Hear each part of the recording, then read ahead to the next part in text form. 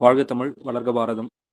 ரொம்ப சந்தோஷம். இந்த நாளுக்காக அ பல நாள் வந்து நம்ம பயணம் வந்து தொடர்ந்து நடந்துட்டு இருக்கிறது வந்து ரொம்ப சந்தோஷம். இந்த நேரத்தில அதுதான் வள்ளுவரும் வந்து சொல்றாரு. "இதனை இதனால் இவன் முடிக்கும் என்றாய்ந்து அதனை அவன்பின் விடல்" அப்படின்னு சொல்லியிருக்காரு. அந்த வகையில இன்றைய நாள் தான் இந்த புத்தகத்தோட கருத்து பகிர்வு வந்து நான் எல்லாரோடும் பகிர்ந்துக்கணும் அப்படின்னு சொல்லிட்டு இருக்கு போல. ரொம்ப சந்தோஷம்.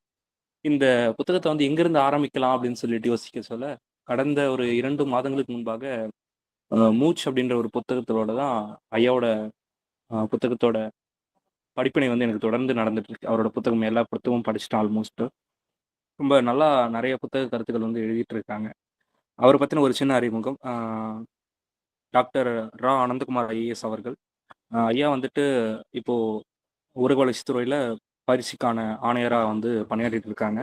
அ பல்வேறு பணிகள வந்து முனைப்புடன் செய்துட்டு, இப்போ வந்து நம்ம பயிற்சியில வந்துட்டு ஆணையரா பணியாற்றி வந்துட்டு இருக்கிறது வந்து ரொம்ப சந்தோஷமான ஒரு விஷயம் கூட.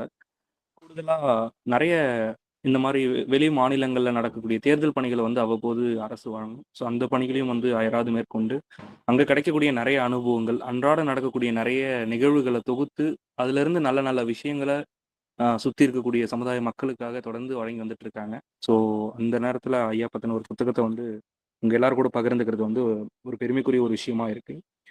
மூச்சு புத்தகத்த பொறுத்தவரைக்கும், ஒரு அட்டைப்படம் தான் ஒரு புத்தகத்த படிக்கிறதுக்கான முதல் வாய்ப்ப வந்து உருவாக்குதுன்றத வந்து நான் தீர்க்கமா நம்புறேன். அந்த மூச்சு அப்படின்றது வந்து ஒரு ஆத்மா ஆத்மார்த்தமான ஒருத்தரோட மூச்சு இந்த அண்ட பிரபஞ்சத்த வந்து அடையுது அப்படின்றது தான் அந்த அட்டை புகைப்படம். ரொம்ப நல்லாருக்கும். அதுக்கும் அந்த புத்தகத்துக்கும் என்ன சம்மந்தம் அப்படின்னா, மூச் அப்படின்ற ஒரு சிறுகதைகள் ஒரு ஒரு நாள் நடந்த ஒரு நிகழ்வுல ஒரு கதைய வந்து எழுதியிருப்பாங்க. இந்த மாரி சின்ன சின்ன கதைகள், அன்றாடம் நடக்கக்கூடிய கதைகளோட தொகுப்புகளா தான் இந்த புத்தகம் எல்லாமே அமையுது. இதுவரைக்கும் 1800க்கும் மேற்பட்ட கதைகள் வந்து தொடர்ந்து எழுதிட்டு இருக்காங்க. ஐயா வந்து தினமும் நடக்கக்கூடிய நிகழ்வுகள வந்து தொகுத்து வந்துட்டு இருக்காங்க. ஸோ இதுவரைக்கும் வந்து பார்த்தீங்கன்னா, கிட்டத்தட்ட 27 நூல்கள் வந்து வெளியிட்டிருக்காங்க. ஸோ நான் உங்க கூட ஃபர்ஸ்ட்டு பகிர்ந்துக்கிட்டது வந்து மூச்சுன்னு சொல்லிட்டு 23வது புத்தகம் பகிர்ந்திருந்தேன். இப்போ உங்க கூட பகிர்ந்துக்க போறது மீண்டும் வந்துட்டு 27வது புத்தகம் நியூட்டன் சொல்லாத விதி அப்படின்ற ஒரு புத்தகம். ஆ மீண்டும் இந்த நிகழ்வு வந்துட்டு அதாவது இந்த புத்தகத்த பத்தின ஒரு கருத்த பகிர்வ ஒரு உன்னதமான இடத்துல இருந்து பகிர்ந்துக்கிறது வந்து உண்மையிலே அந்த நியூட்டன் சொல்லாத விதி அப்படின்றத வந்து நான் நம்புறேன். நம்ம எண்ணம் போல தான் வாழ்க்கை. ஆ இந்த மாரி நெறைய விஷயங்கள் நம்ம வாழ்க்கையில மேற்கோளா எடுத்துக்கிட்டா கூட, அத நடைமுறைக்கு கொண்டு வரது வந்து எல்லாருக்குமே சாத்தியப்படாது. அந்த வகையில எனக்கு இன்னைக்கு சாத்தியப்பட்டிருக்கு அப்டின்னா, உண்மையான அந்த வார்த்தைகள் எல்லாமே நம்புறது அப்டின்றது தான் உண்மையான காரணம். நான் எங்க இருக்கேன் அப்டின்னா, இன்னைக்கு எல்லாருக்குமே தெரியும் தைப்பூசம். ஸோ முருகர் கோவில் இன்னைக்கு எல்லாமே ஃபேமஸ்ன்ற மாரி, அதே நாள்ல இன்னைக்கு பௌர்ணமி. ஸோ அண்ணாமலையார் திருவண்ணாமலையில பௌர்ணமி கிரிவலம். ஆ அதே இந்த லட்சக்கணக்கான மக்கள் வந்திருக்காங்க. எப்போ நம்ம இந்த விஷயத்த வந்து சக்சஸ்ஃபுல்லா முடிக்க போறோம், எல்லாருக்கும் கொண்டு போய் சேர்க்க போறோம் அப்டின்ற வகையில பார்த்தீங்கன்னா, ஆ ரமண மகரிஷியோட ஆசிரமத்தில தான் வந்து நானு இன்றைய தினம் வந்து நான் இருக்கேன். ஸோ ஒரு இந்திய ஆட்சி பணி செய்யக்கூடிய ஒருவரோட புத்தகத்த வந்து உங்க கூட பகிர்ந்துக்கிறதுல வந்து ரொம்ப பெருமையா இருக்கு. ஸோ இந்த புத்தகத்துக்கு வந்து அ அணிந்துரை வந்து யார் எழுதியிருக்காங்க அப்படின்னு பார்த்தீங்கன்னா, நமக்கு தெரியும். முன்னாள் தலைமை செயலாளர் இறையன் பையாவோட சகோதரி இன்சுவை அம்மா தான் வந்துட்டு அணிந்துரை எழுதியிருக்காங்க. குறிப்பா வந்துட்டு நெறைய விஷயங்கள் ஐயா போன ஒரு பயணத்தில அதாவது 2021 கொரோனா காலகட்டத்தில எப்படி இருந்துச்சுன்னு நம்ம எல்லாருக்குமே தெரியும். அந்த காலகட்டத்தில மேற்கு வங்கத்தில மேற்பட்ட அந்த தேர்தல் பணியின் போது நடந்த ஒரு நிகழ்வ தான் வந்துட்டு அங்க இருந்து தங்குன எல்லா கத்துக்கிட்ட விஷயங்கள் தான் இப்போ வந்து நம்ம கூட பகிர்ந்திருக்காங்க இந்த புத்தகத்தில. நியூட்டன் சொல்லாத விதி அப்படின்னு சொல்லிட்டு. அப்ப நியூட்டனோட 3 விதி வந்து நம்ம எல்லாருமே பள்ளி பாட புத்தகத்தில படிச்சு தெரிஞ்சிருக்கும். அப்ப அந்த நியூட்டன் என்னதான் அந்த விதி 4வது விதி சொல்லாம விட்டுட்டாரு அப்படின்றது தான் இந்த புத்தகத்தோட ஆய்வும் கூட. அது ஒரு சின்ன ஒரு சிறுகதையா அந்த விஷயத்த வந்து குடுத்துருக்காங்க. ஸோ அந்த அந்த கதையோட அ பெயர்ல தான் நமக்கு வந்து இந்த புத்தகத்தோட பெயருமே அமைஞ்சிருக்கு. கிட்டத்தட்ட ஒரு 150 கதை சேர்ந்தது தான் நமக்கு இந்த புத்தக வெளியீடு. அதுல 150 கதையில ஒரு கதை வந்துட்டு அ நியூட்டன் சொல்லாத விதி அப்படின்னு சொல்லிட்டு வச்சிருக்கிறாங்க. ஸோ உண்மையிலே அணிந்துரை, முன்னுரை இதெல்லாம் நம்ம படிச்சனாலே புத்தகத்துல என்ன சாராம்சம் சொல்லியிருக்கிறாங்கன்றத வந்து ரொம்ப தெளிவா சொல்ல முடியும். குறிப்பா இன்சோயம்மா வந்துட்டு ஒரு விஷயம் ஹைலைட் பண்ணி சொல்றாங்க. நெறைய விஷயங்கள் இதுல பேசலாம். இதுல வந்துட்டு ஆட்சியர் வந்து ஒரு மர்ம ஜூஸ் வந்து குடிப்பாரு. அந்த மர்ம ஜூஸ் என்ன அப்படின்றது தான் ஒரு சுவாரஸ்யம். அதாவது வந்து ஒரு வேள்பாரி வந்து எவ்வளோ அ நெறைய விஷயங்கள வந்து நம்ம எல்லாருக்குமே உணர்வுபூர்வமா சேர்த்தது அப்படின்னு சொல்லிட்டு. ஸோ எனக்கு வேள்பாரியில நெறைய சப்ஜெக்ட் பிடிச்சாலும், குறிப்பா நம்ம அந்த மர்ம ஜூஸோட நான் கனெக்ட் பண்ணி பேசுறது வந்து நம்ம அந்த சோமபானம்னு ஒரு விஷயத்த வந்து பேசுவோம். ஆனா நம்ப இந்த இடத்துல அந்த மர்ம ஜூஸ் வந்து சோமபானம் கிடையாது. இது இது உண்மையாலே நம்ம எல்லாருமே நமக்கு எத்தன பேர் நம்ம இப்போ சாப்பிட்டுருக்கோம் அப்படின்றதும் எனக்கு தெரியல. நம்ம அத பத்தி கண்டிப்பா பேசுவோம். அந்த மர்ம ஜூஸ் பத்தி சொல்லியிருப்பாங்க. அதுக்கடுத்து வந்து ஆ இவரு பயணம் மேற்கொள்ள சொல்ல ஒரு ஒரு ரொம்ப ரொம்ப கடைபிடிக்கக்கூடிய ஒரு விஷயம். எந்த ஊருக்கு போனாலும் என்ன பொருள் கொண்டு போறாரோ, அந்த பொருள மட்டும் தான் திரும்ப கொண்டு வராரு. அங்கிருந்து வேற எந்த ஒரு பொருளும் கொண்டு வராதது வந்து இவரோட எளிமைய குறிக்கிறதுக்கான ஒரு விஷயமா பார்க்குறாங்க. ரொம்ப பழகுறதற்கு எளிமையான நபரா வந்து நம்மளோட ஆட்சியர் வந்து இருந்துட்டு இருக்காங்க. ஸோ அதே மாரியே வந்துட்டு ஒரு பொண்ணுகிட்ட வந்து நம்ம அழகா இருக்கோம் அப்படின்னு சொல்லிட்டாலே, கண்டிப்பா ஒரு அடி வாங்கி தான் நம்ம எல்லாருக்குமே பழக்கம். ஆல்மோஸ்ட் வந்து நெறைய படங்கள் பார்த்த வகையில. யாரும் வந்து எக்ஸ்பீரியன்ஸ் பண்ண வேண்டாம். நேர்ல முயற்சிக்காதீங்க. அப்புறம் வருத்தப்படுவீங்க கண்டிப்பா. ஸோ அந்த வகையில ஒரு வெளிநாட்ல வந்து என்ன நடக்குது அப்டின்னா, நீங்க அழகா இருக்கீங்க அப்டின்னு சொன்னீங்கன்னா, ஒரு ஐஸ்கிரீம் குடுப்பாங்க அப்டின்றத வந்து சொல்லியிருப்பாங்க. ஸோ அதுக்குன்ட்டு நம்ம இங்க நம்ம கலாச்சாரத்தின் அடிப்படையில நீங்க அழகா இருக்கீங்க அப்டின்னு சொல்லிட்டு நம்ம அப்புறம் தர்மடி வாங்குனாலும் அதுக்கு பொறுப்பு வந்து ஆக மாட்டோம். ஸோ அந்த ஒரு விஷயத்த பத்தி எழுதியிருக்கிறத வந்து சொல்றாங்க. குறிப்பா வந்து அந்த think lazy and grow rich அப்டின்ற ஒரு புத்தகத்த பத்தின ஒரு முன்னோட்டத்த வந்து அங்க முன்வைக்கிறாங்க. ஸோ அந்த புத்தகம் என்ன சொல்லியிருக்கு? அத பத்தி என்ன என்ன விஷயங்கள் இருக்கு? அதுல என்ன சொல்லியிருக்கிறாரு? குறிப்பா அந்த எழுத்தாளர் என்ன பேசுறாரு? அப்டின்ற ஒரு விஷயத்த வந்து ஹைலைட் பண்ணி சொல்றதுக்கான ஒரு விஷயத்தையும் அணிந்துரையில வந்து குடுத்துருக்காங்க. கடைசியா இதெல்லாம் முடிக்க சொல்ல பார்த்தீங்க அப்டின்னா, இவ்ளோ விஷயங்கள் நம்மகிட்ட ஒரு இருந்த இடத்துலேருந்தே படிக்கிறோம். இப்ப படிக்கிறதுக்கான ஒரு வாய்ப்ப வந்து அவரோட பயணத்திலருந்து ஒரு வாசகர்களுக்கு வந்து குடுக்குறது வந்து அவருக்கு ரொம்ப சந்தோஷமான ஒரு விஷயம். இதுக்கு வந்து அவங்க ஸ்டைல்ல வந்து "ஆடாமல் ஜெயிப்பது, தேடாமல் கிடைப்பது" அப்டின்ற ஒரு பொன்மொழியோட வந்து அம்மா இன்சுவை அம்மா வந்து இந்த விஷயத்த வந்து முடிக்கிறாங்க.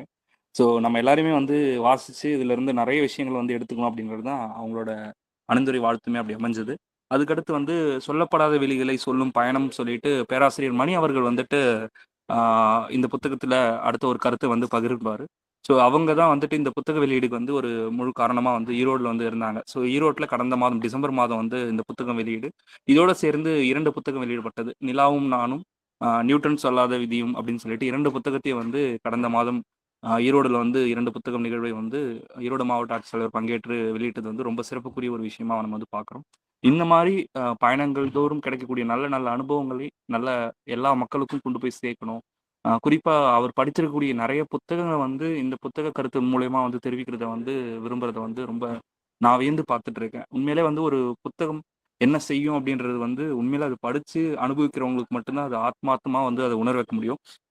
அந்த வகையில நான் அந்த மூச்சு புத்தகத்த படிச்சு ஒரு அனுபவ பகிர்வு வந்து நான் ஐயாக்கு குடுத்திருந்தேன். அப்போ அந்த அனுபவ பகிர்வு ஒரு பின்னூட்டம் குடுத்தது என்ன ஆச்சு அப்டின்னா, ஐயாவோட 25வது புத்தகம் எல்லோருக்கும் நல்லது அப்டின்னு சொல்லிட்டு, இதே மாரி ஒரு சிறுகதைகளோட தொகுப்பு தான். அன்றாட நகைக்கக்கூடிய ஒரு சிறுகதைகளோட தொகுப்பு, ஹைக்கூ கதைகளோட தொகுப்பு தான். அந்த புத்தகத்துக்கு வந்து ஒரு அணிந்துரை எழுதுவதற்கான ஒரு வாய்ப்பு வந்து ஐயா எனக்கு வழங்கியிருந்தாங்க. உண்மையிலே வந்து ஒரு தன்யனானதுக்கான வாய்ப்பு வந்து எனக்கு கிட்டியது.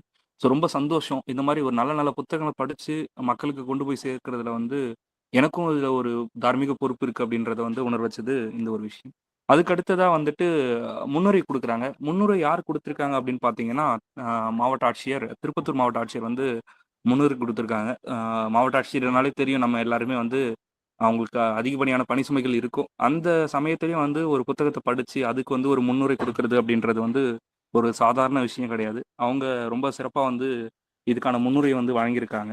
ஸோ அந்த ஸ்லீப் கோச் அப்படின்னு சொல்லிட்டு ஒரு கான்செப்ட் இருக்கு. அத பத்தி அவங்க அவங்க குடுத்திருக்கக்கூடிய முன்னுரையில வந்து ஹைலைட் பண்ணி சொல்லியிருக்காங்க. அந்த ஒரு விஷயத்தையும் நம்ம எடுத்துக்கலாம். ஆ நீங்க கண்டிப்பா எல்லாரும் நான் இந்த புத்தகத்த பத்தின ஒரு கருத்து பகிர்வு முடிச்ச அப்புறம் கண்டிப்பா நீங்க எல்லாருமே இந்த புத்தகத்த வாசிக்கணும் அப்படின்றது ஆ என்னோட மனமார்ந்த ஒரு வேண்டுகோளும் கூட. அ குறிப்பா அந்த உளவியல் தத்துவ அறிஞர்களோட கருத்துக்கள வந்து ஐயா வந்து ரொம்ப ஆழமா சொல்லியிருப்பாங்க. அந்த விஷயத்தையும் வந்துட்டு இவங்க ஆட்சியர் வந்து பகிர்ந்திருப்பாங்க. பேசிக்கா ஆட்சியர் வந்து ஒரு நம்ம பொறியாளர். ஸோ அப்ப அவங்க இந்த நியூட்டன் சொல்லாத விதி அப்படின்னோனே ஒரு பிசிக்ஸ் ரிலேட்டடா இருக்க போகுது அப்படின்ற மாரிலாம் யோசிச்சாங்க. ஆனா வந்து இது ஒரு பயண இலக்கியமா அமைஞ்சது வந்து அவங்களுக்குமே ஒரு ஹைலைட்டா ஒரு கான்செப்ட்ல வந்து வந்திருக்கு அப்படின்றத சொல்லியிருந்தாங்க.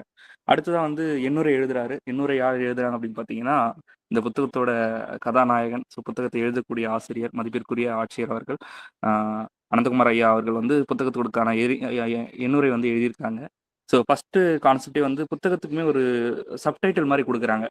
என்னதான் புத்தக கருத்து உள்ள கதைகள் எழுதினாலும், அதுக்கு முன்னாடி இதில நெறைய விஷயங்கள் தொகுத்து சொல்ல வேண்டியது இருக்கிறதுனால, எண்ணுரை அப்படின்னு சொல்லிட்டு அவரோட ஸ்டைல்ல ஒரு எண்ணுரை குடுக்குறாரு. குறிப்பா எரிபொருளும் எழுத்தும் சொல்லிட்டு முதல்ல ஒண்ணு ஆரம்பிச்சிருக்காங்க. இது ஏன் அப்படின்னா, இன்னைக்கு ஒருத்தர் ஒரு விஷயத்த செய்றாங்க அப்படின்னா, அவங்கள நம்ம ஊக்கப்படுத்த வேண்டியது வந்து ஒரு ஒரு பொறுப்புமிக்க ஒரு விஷயமா நான் பார்க்குறேன். அவங்கள ஊக்கப்படுத்துனீங்க அப்படின்னா, மென்மேலும் அந்த விஷயத்த வந்து செய்வதற்கான ஒரு வாய்ப்பு வந்து கண்டிப்பா உருவாகும். 2024ல ஐயா இந்த மாரி ஒரு சிறுகதை தொகுப்பு எழுத ஆரம்பிச்சாங்க. தொடர்ந்து இந்த மாரி வந்து ஒரு ஊக்குவிப்பு வாசகர்கள்கிட்ட இருந்து கிடைக்க கிடைக்க, இன்னும் நெறைய கதைகள் வந்து தொடர்ந்து வந்து உருவாக்கிட்டு வந்துட்டு இருக்காங்க. அதுவுமே வந்து ஒரு நல்ல விஷயமா வந்து இருக்கிறத வந்து அந்த எரிபொருளும் எழுத்தும் அப்படின்ற ஒரு கான்செப்ட்ல வந்து சொல்லியிருப்பாங்க. ஸோ இந்த மாரி வந்து அடுத்தடுத்து ஒரு ஒரு சின்ன தலைப்பு குடுத்து நம்ம எண்ணுரை வந்து குடுத்துருப்பாங்க. குறிப்பா வந்து 7வது ஒரு சப்டைட்டில்ல வந்து மருந்தாகும் தியானம் அப்படின்னு சொல்லிட்டு ஒரு ஹிண்ட் வந்து நமக்கு குடுக்குறாரு. நியூட்டன் சொல்லாத விதியில என்ன கான்செப்ட் இருக்கும்?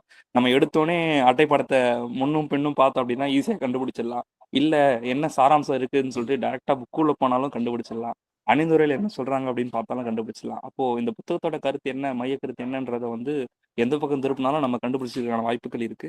இருந்தாலும் அந்த மருந்தாகும் தியானம் அப்படின்ற ஒரு விஷயத்த சொல்றாங்க. என்ன கான்செப்ட் சொல்ல வராங்க அப்படின்னா, ஆ ஐயாவோட அம்மாவுக்கு வந்துட்டு மாரடைப்பு ஏற்படுது. அப்ப ஆஞ்சியோ பண்றாங்க. அப்போ ஆஞ்சியோ பண்ணிட்டு டாக்டர் வந்து ஒரு பிரிஸ்கிரிப்ஷன் குடுக்குறாரு. இந்த மருந்துகள்லாம் வந்து கண்டிப்பா தொடர்ந்து எடுத்துக்க வேண்டிய ஒரு விஷயம் இருக்கு அப்படின்றத சொல்றாங்க. இதெல்லாம் சொல்லிட்டு கடைசியா அச்சிடப்பட்ட ஒரு விஷயம் வந்து அதில இருக்கு அப்படின்னு சொல்லிட்டு சொல்றாங்க. அது என்ன அப்படின்னா, இப்போ அன்றாட வாழ்க்கையில நம்மளோட உடலையும், மனதையும், இதயத்தையும் பாதுகாக்கக்கூடிய ஒரு விஷயம் நமக்குள்ள இருக்கு. அந்த விஷயத்த ஒரு தனி மனிதனால மட்டும் தான் செய்ய முடியும். அது என்ன அப்படின்னா, தியானம் அப்படின்றத வந்து சொல்றாங்க. தவம் அப்படின்றத வந்து சொல்றாங்க. அப்ப நியூட்டன் சொல்லாத 4வது விதி என்ன அப்படின்னா, தவம் தான். தியானம் தான். அப்ப ஒவ்வொரு தனி மனிதருக்குள்ள எல்லா விஷயமும் அடங்கியிருக்கு. நம்ம தான் எல்லாமே அப்படின்றது வந்து நம்ம எல்லாருமே ரியலைஸ் பண்ண வேண்டிய ஒரு விஷயத்த தான் வந்து நியூட்டன் சொல்லாத விதி அப்படின்னு சொல்லிட்டு ஐயா இந்த புத்தகத்துல வந்து சொல்லியிருக்காங்க. ஆ ரொம்ப நல்லாருக்கும். ஒவ்வொரு கதைகள்லயுமே வந்து ஒரு மேற்கோள் காட்டுவாங்க. அந்த மேற்கோள் காட்டக்கூடிய ஒரு புத்தகமானது இதுவரைக்கும் நம்ம கண்டிப்பா படிச்சிருக்கிறதுக்கான வாய்ப்புகள் கிடையாது. ஒரு சில புத்தகம் கண்டிப்பா நம்ம படிச்சிருப்போம். அப்ப அதுலருந்து ஸ்பெசிஃபிக்கா ஒரு விஷயத்த ஆமால்ல இந்த புத்தகத்துல படிச்சேன்ல அப்படின்ற ஒரு விஷயம்லாம் நம்ம வந்து கண்டிப்பா பார்ப்போம். அதே மாரியே வந்து நம்ம போகக்கூடிய பயணங்கள்ல, அங்க இருக்கக்கூடிய மக்களையும், மண்ணையும் வந்து நம்ம எந்த அளவுக்கு நேசிக்கிறோம், அவங்களோட எந்த அளவுக்கு பழகுறோம் அப்படின்ற ஒரு விஷயத்த வந்து ரொம்ப தெள்ள தெளிவா வந்து ஒவ்வொரு கதைகள்லயுமே வந்து விளக்குவாரு. எல்லார் கூடயுமே ரொம்ப எளிமையா பழகக்கூடிய நபர். அங்க இருக்கக்கூடிய எல்லாரோட கருத்துக்களையும், எல்லாரோட நட்பு ரீதியான விஷயங்களையும் வந்து இந்த ஒரு ஒட்டுமொத்த கதை தொகுப்புல வந்து எழுதியிருப்பாங்க. என்னடா அப்படின்னு பார்த்தீங்கன்னா, இந்த சம்பவங்கள்லாம் நடந்தது 2021ல. ஆனா நம்ம இந்த புத்தகம் வெளியீடு ஆனது வந்து 2025ல. கிட்டத்தட்ட இந்த 4 ஆண்டு காலம் எதுக்காக எடுத்துக்கிட்டாங்க அப்படின்னா, ஆ சரியான நேரம் வருவதற்கான வாய்ப்புக்கள் தான் அப்படின்றத நானும் நம்புறேன். ஐயாவும் அதுதான் சொல்லுவாங்க. ஒரு ஒரு விஷயமும் கரெக்ட்டா கௌளி கூட கத்துது.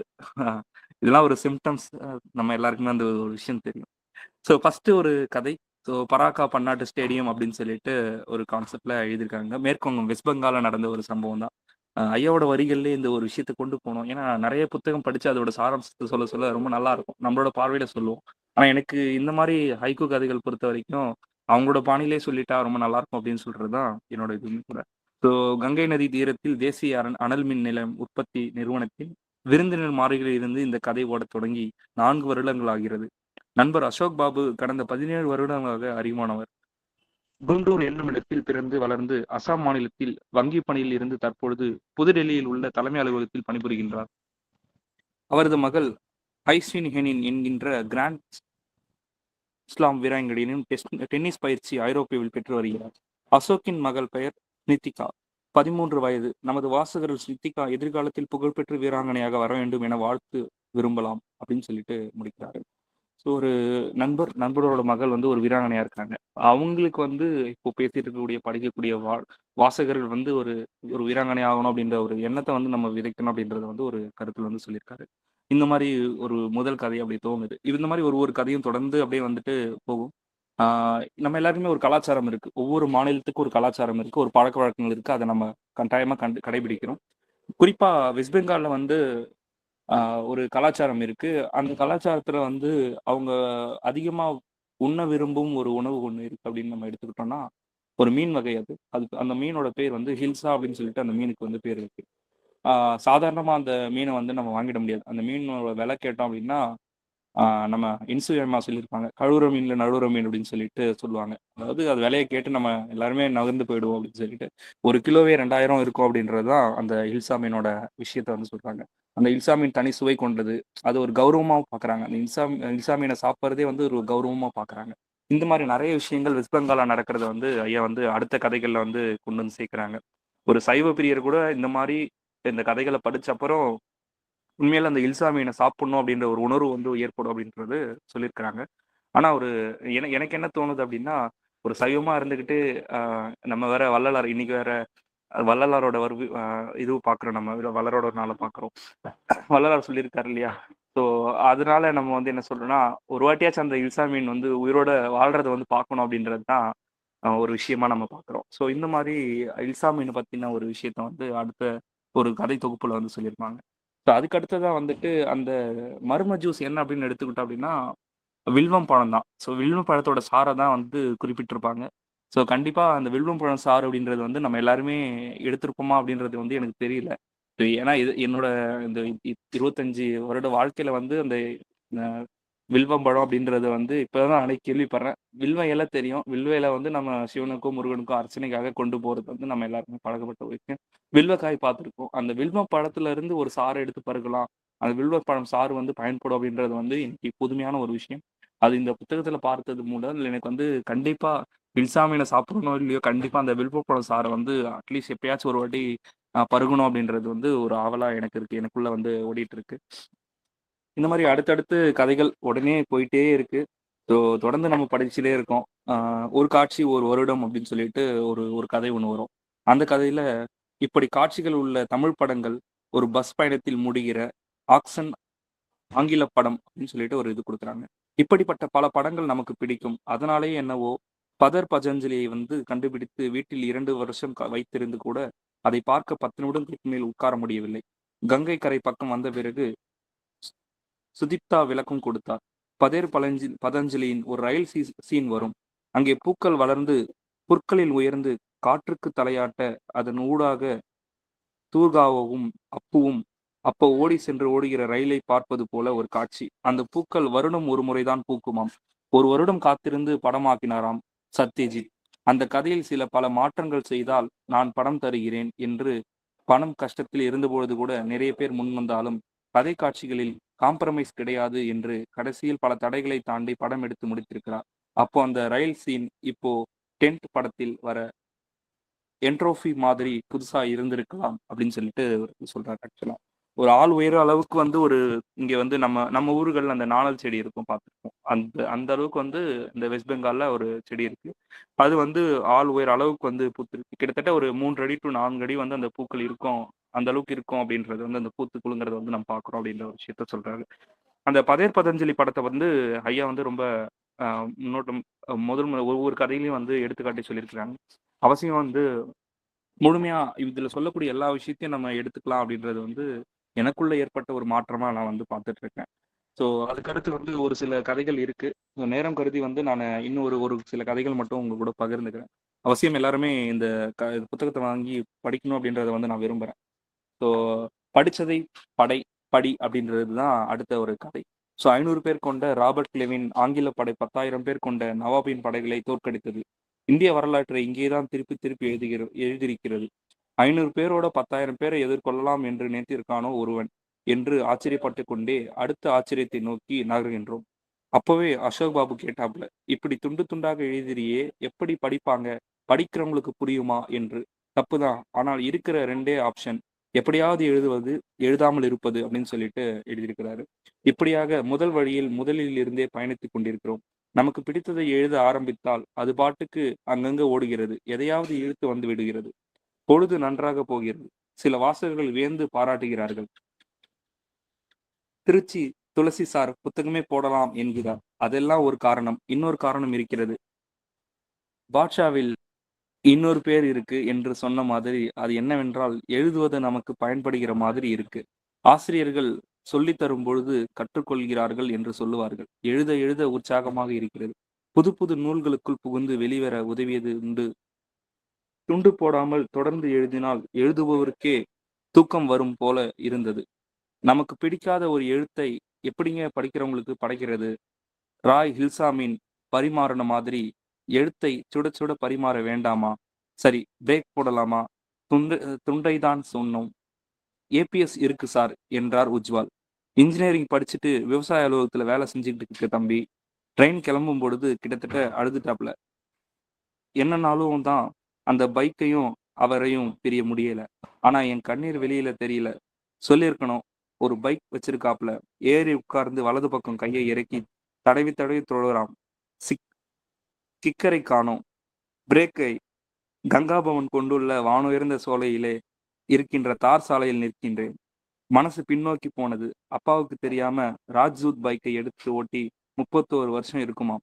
அவர் சொன்னார், "டேய், நீ ஓட்டுனது கூட பரவாயில்லடா. அந்த வேகத்திலேயே திரும்பி இன்னும் 2 பேர வேற ஏத்திக்கிட்டு நண்பேன்டா. அவனுக்காக துணிச்சல் பாருங்க நம்ம வீட்டு முன்னாலேயே. இந்த பக்கமா ஓடிக்கிட்டு இருக்க போய் வந்துறியே. அதுதான்டா என் கோபத்துக்கு காரணம்." அப்படியான கோபத்தில் விழுந்தது. அடி என்றால் அடி, அப்படி ஒரு அடி. ஆனா பாருங்க, இப்பல்லாம் வலிக்கவே இல்ல. ஆனா என்னங்க, அதெல்லாம் சாதாரணம். இந்த மனசுல விழுகிற அடி இருக்கே, அது ரமணர் சொன்ன வழியில் மனச நாசம் செய்து கொன்றுவிட்டால் சென்றுவிடும். அப்படின்னு சொல்லிட்டு ஒரு கதை எழுதியிருப்பாரு. உண்மையிலே இந்த புத்தகத்துல வந்து ரமண மகரிஷி பத்தி ஒரு இடத்துல வந்து குறிப்பிட்டிருப்பாங்க. அந்த படிச்சது என்னவோ என்ன வந்து இந்த இடத்துல கொண்டு வந்தது வந்து ஒரு உண்மையான ஒரு நல்ல விஷயமா நான் கண்டிப்பா பார்க்குறேன். ஆ ரொம்ப ரொம்ப நல்ல நல்ல புத்தக கருத்துக்களை வந்து தொடர்ந்து வந்து ஐயா எழுதிட்டு வந்துட்டு இருக்காங்க. ஸோ நம்ம வாழ்நாள்ல நெறைய புத்தகம் படிக்கணும் அப்படின்றது நம்ம எல்லாரோட லட்சியமா இருக்கும்னு நான் நம்புறேன். அந்த வகையில என்னென்ன புத்தகங்கள் படிக்கலாம்? அதோட சாராம்சம் என்னமா இருக்கும்? ஏன்னா ஒரு புத்தகம் எப்படி இருக்கு? அந்த புத்தகத்துல என்ன சாராம்சம் சொல்றாங்க அப்படின்னு சொல்லிட்டு நமக்கு தெரியவே தெரியாது. அந்த புத்தகத்த வாங்கி படிச்சு முடிச்ச அப்புறம் தான் நமக்கு தெரியும். ஸோ இந்த மாரி ஒரு மூத்த அறிவுரையோர் நபர்கள வந்து நம்ம கொண்டிருக்கிறதுனால, நம்மளோட வாழ்க்கையும் செம்மைப்படும் அப்படின்றது வந்து இதன் மூலியமா நான் தெரிஞ்சுக்கிறேன். ஸோ கடைசியா வந்து இந்த புத்தகத்தோட கடைசி பக்கத்துல வந்து ஐயா இது சொல்லி தான் முடிச்சிருப்பாரு. உள்ளே முன்னுரையாக ஒரு மாவட்ட ஆட்சியர், "கற்றுக்கொள்ள கற்றுக்கொள்ள தான் இன்னும் நாம் கற்றுக்கொள்ள வேண்டியது அதிகம் என்று அறிகிறோம்" என்று கூறியிருக்கிறார். தியானம் என்பது தான் நியூட்டன் சொல்லாத விதி. அதை இனியொரு விதியாக ஏற்றுக்கொள்வது அதிர்ஷ்டம். நூல் வழியே தன்னை அறிய பொங்கி வரட்டும் கங்கை அப்படின்னு சொல்லிட்டு சொல்லியிருக்கிறாப்ல. உண்மையிலே வந்துட்டு ரொம்ப நல்ல விஷயம். கண்டிப்பா இந்த நேரத்துல உங்க எல்லார் கூடயும் இந்த புத்தகத்த வந்து பகிர்ந்து கொண்டதுல எனக்கு ரொம்ப பெருமையா இருக்கு. கங்கை நதி பத்தி எழுதியிருக்கிறாங்க. இன்னும் நான் உங்களுக்கு சொல்லாத நெறைய வியப்பூட்டும் தகவல்கள் இந்த புத்தகத்துல இருக்கு. அவசியம் நீங்க இந்த புத்தகத்த படிப்பீங்கன்ற நம்பிக்கையோட உங்களிடமிருந்து விடைபெறுகிறேன். நன்றி, வணக்கம். மகிழ்ச்சி.